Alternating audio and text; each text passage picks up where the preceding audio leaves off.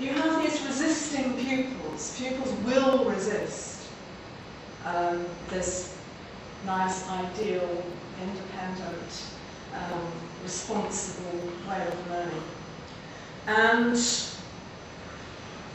in this, by resisting, clearly they must be deviant.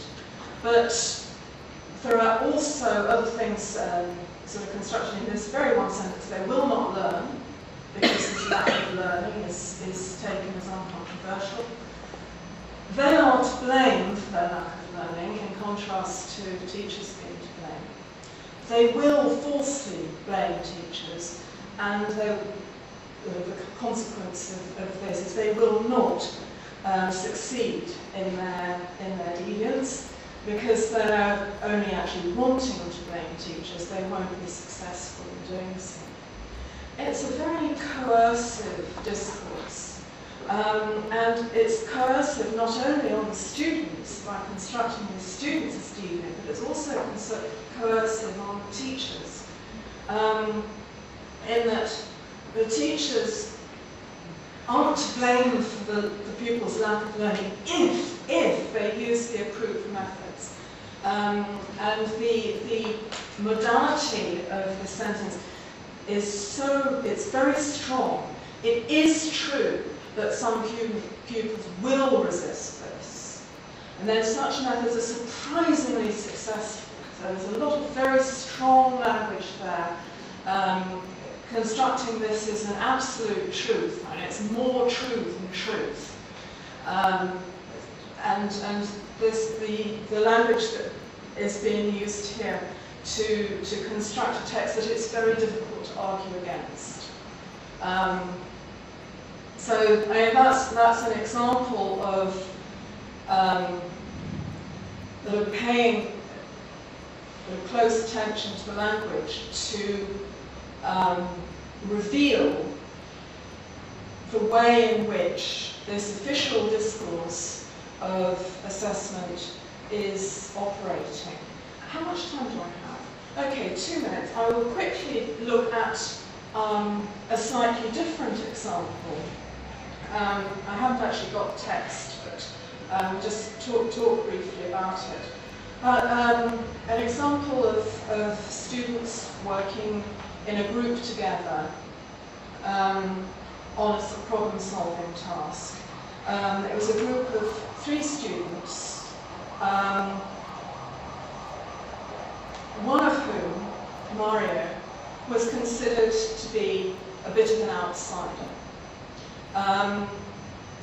And one of the interesting things, looking at the work that these students were doing, is the way that they talked with each other and the work that they did as they were working on this problem. Initially, they were working independently, and the pedagogy of the classroom allowed, encouraged indeed students to work together to help each other, and also allowed them to evaluate themselves and each other. And while they were working, because Mario appeared to be a less powerful member of the group, an outsider, he was not able to actually use evaluation criteria from the powerful classroom discourse, but instead tried to use everyday discursive resources. In fact, the way in which he evaluated his colleagues was to cheer them on. And there wasn't any mathematical content to the evaluations to be used, whereas his colleagues did look at the mathematics they were doing and say, this is right, this is wrong. But he would just approve of what they were doing. However, later on in the episode, the teacher came and intervened with them and inserted a slightly different set of criteria, some more explicit mathematical criteria, which the children had not previously been aware of. And once there were more explicit criteria, Mario was actually able to use those criteria in order to evaluate the work that the children were doing in the group, using mathematical criteria to do so.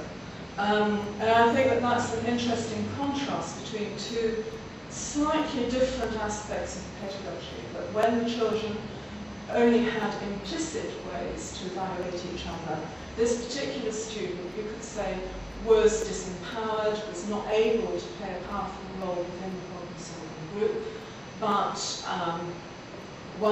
when there were clearly laid down criteria coming from the teacher, he was able to participate in a more powerful way. It seems a sort of slight contradiction to some of the things we expect in terms of what different forms of pedagogy will allow students to do.